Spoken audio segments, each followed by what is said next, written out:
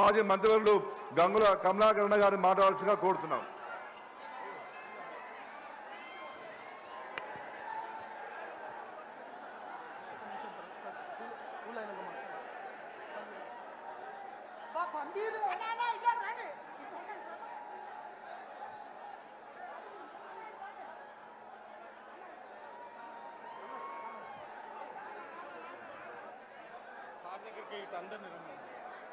దయచేసి సార్ దగ్గర నుంచి దయచేసి మీరు స్టేజ్ వెకెట్ చేయాలి.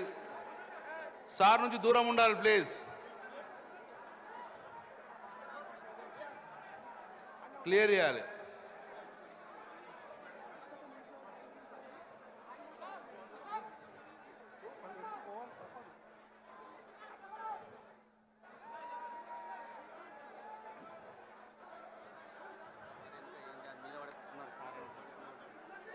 బాబు కొంచెం సార్ వెనక కూర్చుని కొంచెం దూరం మెయింటైన్ చేయండి ప్లీజ్. జై తెలంగాణ, జై తెలంగాణ. కేసీఆర్ గారి నాయకత్వం, కేసీఆర్ గారి నాయకత్వం.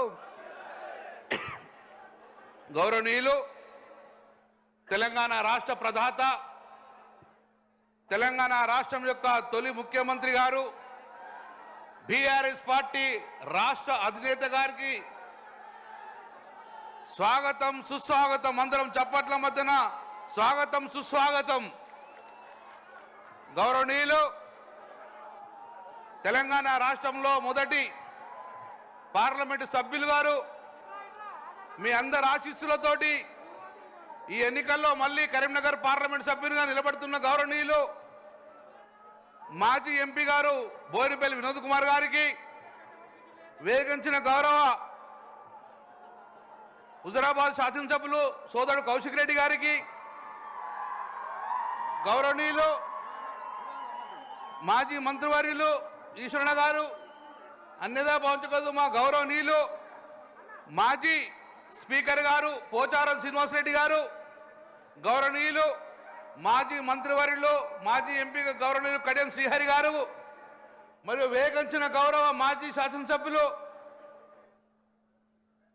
గౌరవనీయులు శాసన మండలి సభ్యులు అందరికీ, వేగించిన బీఆర్ఎస్ పార్టీ కుటుంబ సభ్యులందరికీ పేరు పేరు మీ అందరికీ స్వాగతం సుస్వాగతం తెలియజేసుకుంటున్నాను. సోదరులారా,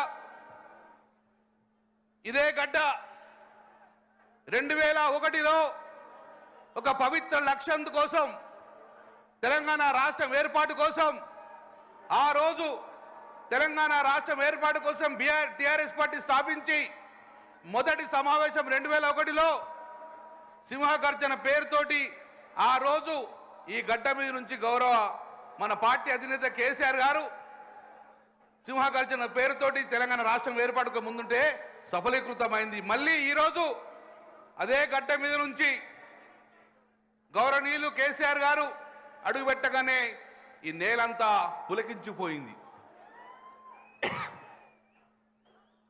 శ్రీకృష్ణ కమిటీ పేరు మీద కాలయాపన వేస్తుంటే కేసీఆర్ వచ్చుడో తెలంగాణ వచ్చుడో అని మళ్ళీ స్టార్ట్ చేసింది కరీంనగర్ నగరం నుంచి.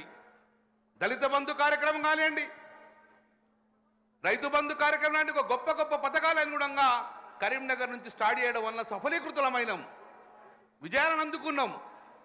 అందుకే ఈరోజు 10 సంవత్సరాలు పరిపాలనలో రైతులు కానీ రాష్ట్రం కానీ సుభిక్షంగా ఉన్న సమయంలో ఈరోజు మళ్ళీ రాష్ట్రంలో కాంగ్రెస్ ప్రభుత్వం రావడం, ఈరోజు మళ్ళీ మనం పార్లమెంట్ ఎన్నికలకు ముందుకెళ్తున్నాం.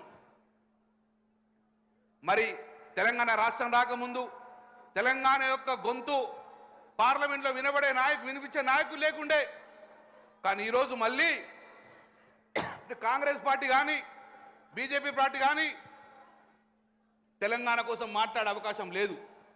తెలంగాణ గొంతుకలు కాలేకపోతుర్రు. మరి తెలంగాణ రాష్ట్రం ప్రయోజనం కాపాడాలంటే మళ్ళీ బీఆర్ఎస్ పార్టీ గొంతుక పార్లమెంట్లో వినవాల్సిన బాధ్యత మనది ఉన్నది. అందుకే ఆ రోజు గౌరవనీయులు పార్లమెంట్ సభ్యులుగా, ఒక సక్సెస్ఫుల్ పార్లమెంట్ సభ్యులుగా వినోద్ కుమార్ గారు, ఈరోజు మీరు కరీంనగర్ నగరం ఇంత అద్భుతంగా స్మార్ట్ సిటీగా మారిందంటే దానికి కారకులు ఆ రోజు వినోద్ కుమార్ గారు ఎంపీగా ఉండడం వల్ల గౌరవ ముఖ్యమంత్రి గారు కేసీఆర్ గారు హైదరాబాద్ తర్వాత చూస్తాం, ఫస్ట్ నగరం అభివృద్ధి కావాలని చెప్పి స్మార్ట్ సిటీ ప్రదాత అప్పుడు వినోద్ కుమార్ గారు ఆ రోజు తెలంగాణ గలం వినిపించి మనకు అర్హత లేకున్నా కరీంనగర్ నగరానికి స్మార్ట్ సిటీ ఇచ్చి ఇంత గొప్పగా నగరాన్ని అభివృద్ధి చేసుకున్నాం.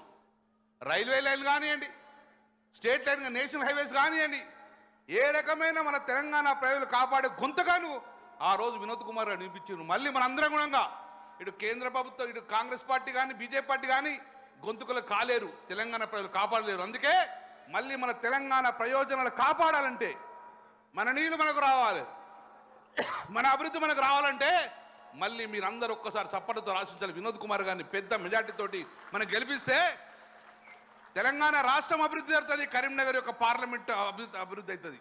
అందుకే ఈరోజు మళ్ళీ ఒక పవిత్ర లక్ష్యం కోసం 17 మంది పార్లమెంట్ సభ్యులు గెలిపేయాలని చెప్పి ఇదే ఘట్టం నుంచి మళ్ళా మన అధినేత ఆనాడు సింహ గర్జనతోటి మొదలుపెట్టిండు. ఈ రోజు కరీంనగర్ కథన పేరుతోటి మళ్ళీ మీ ముందుకు మనం కథన పోతున్నాం. కాబట్టి తప్పక ఈ గడ్డ మనకు ఎప్పుడంగా సఫలీకృత రిజల్ట్ వచ్చింది. కాబట్టి ఈసారి తప్పగా మనం మెజార్టీగా మనం పార్లమెంట్లో మెజార్టీ స్థానాలను పంపించుకొని ఎంపీలో గెలిపించుకొని మన తెలంగాణ రాష్ట్రం యొక్క ప్రయోజనం కాపాడడానికి ఈరోజు మన మధ్యకు వచ్చిన మరొక్కసారి మన అధినేత గౌరవనీయులు కేసీఆర్ గారికి మీ అందరికీ చప్పట్లతో స్వాగతం సుస్వాగతం సార్. జై తెలంగాణ, జై కేసీఆర్.